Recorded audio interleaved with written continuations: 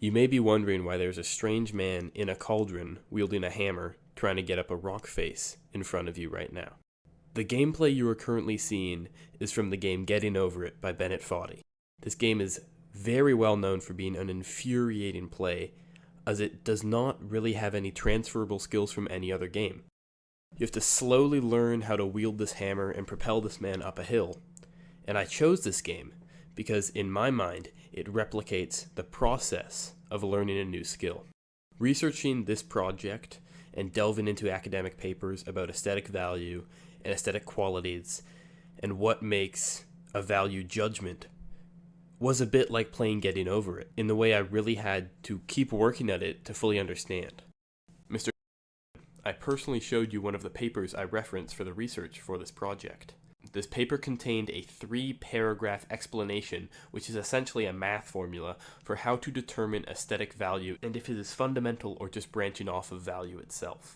That is just one example of the many trials and tribulations I went through to try and better understand my topic, which is why I felt that Getting Over It was an accurate visual representation for the process I went through to produce the audio you are now hearing. With its summits and falls, I feel like Getting Over It is an accurate representation of the learning journey, and I hope that you can appreciate it as I do. Hello, my name is and today I will be answering the question, can a concept be truly aesthetically appreciated? Before I delve into this question, I want to give you a little example to maybe make it a little easier to understand, as it is a bit of an odd question. Have you ever looked at a math equation and found that you truly aesthetically appreciate it? If the answer is yes, this is a very interesting finding, because it is not the chalk on the board or the ink on the paper that you are appreciating, it is the logic behind the equation, which is not something that is purely based on sight. A follow-up question is, do you enjoy doing arithmetic in your head? Or do you always need a physical representation of the arithmetic that you're doing? Say, for example, do you always need to have 3 apples in one hand and 2 apples in the other hand, and then you add the apples together to get 5 apples? Or do you prefer to do it purely in your head, just adding 3 and 2, equaling 5, of course? If you chose the second option, I'd like you to investigate that a little bit more, because that is something that is purely in your mind. No sight, no sound, no touch, no smell, nothing. Purely in your mind, you've created something that you can aesthetically appreciate. This idea is the essence of my question today. Now, the reason I use math is because it's a process and not a concept, and it's also something that we've all done in this room, so it's a little easier to understand as a first step. Now, let's go back to my question. Can a concept be truly aesthetically appreciated? There's a few problems with this question. Number one is that we have to define 2 of our terms here. Number 1 is concept, and number 2 is aesthetic appreciation. So, let's look at some different definitions for both of these terms. Merriam-Webster defines a concept as something conceived in the mind, whereas Stanford Encyclopedia of Philosophy says that concepts are mental representations that are constituents of thoughts.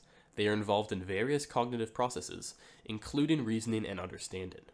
If you don't know what constituents means, it's essentially just a component of a thought, right? So concepts are mental representations that are components of thoughts. Now, let's move on to aesthetic appreciation. The American Psychological Association Dictionary defines aesthetic appreciation as the extent to which a stimulus is enjoyed because of its beauty or some other factor associated with aesthetic preference.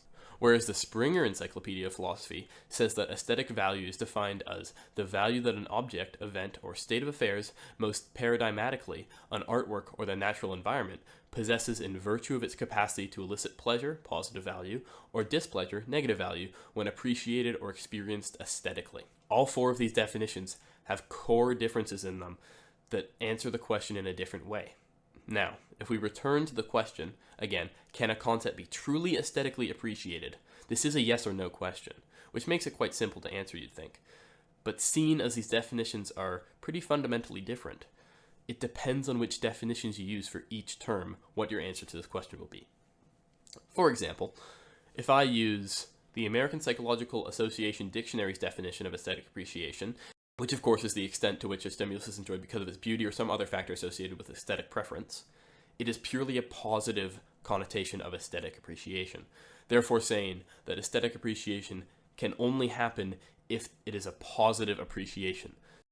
So with a concept like infinity, you can only truly aesthetically appreciate infinity if you find it beautiful or aesthetically valuable.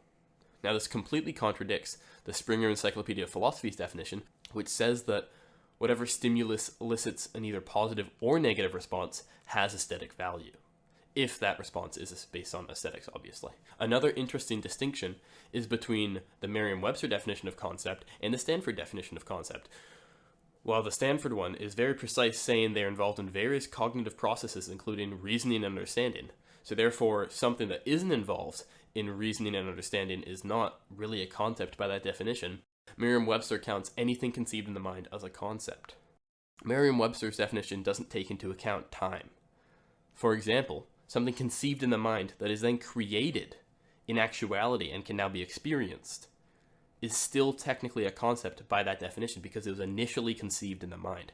So something like sports, take basketball, right? Basketball was created in someone's mind initially and then brought to real life. And now anyone can go and experience a game of basketball and possibly aesthetically appreciate that game of basketball.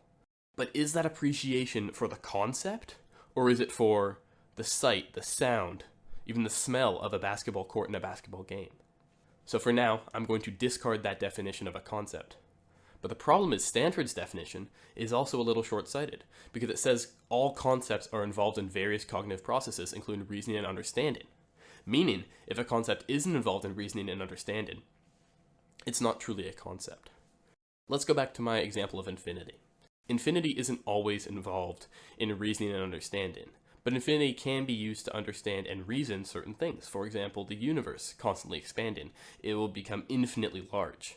That is a way to understand the size and the magnitude of the universe. So technically speaking, in that way, it's a concept.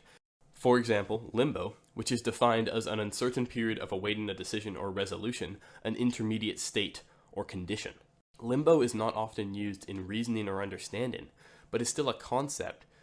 Now, limbo being a concept is a bit of a controversial idea, because technically speaking, you can experience limbo, so by some definitions of concept, it is no longer a concept. Say you're someone who doesn't believe in an afterlife. That would mean that life itself would be the limbo between non-existence, because at the inception of your life, there was non-existence, and then you're alive for a certain period of time, and then there's once again non-existence. Again, assuming you don't believe in an afterlife. So that period of life is limbo, which means every day you're living, you're experiencing limbo, even though it's a concept. I'm going to tie this back into the question now, because I'm getting a little off base by trying to define all these terms. Can a concept be truly aesthetically appreciated? Really depends on your definition of both concept and aesthetically appreciated. Personally, I believe the answer is yes, because we can appreciate things like math, we can appreciate things like infinity, and since all it takes is one person to assign aesthetic value or aesthetic appreciation to a concept like infinity or limbo, and I know I personally aesthetically appreciate both of those things, I can confidently say that concepts can be aesthetically appreciated. Thank you for your time.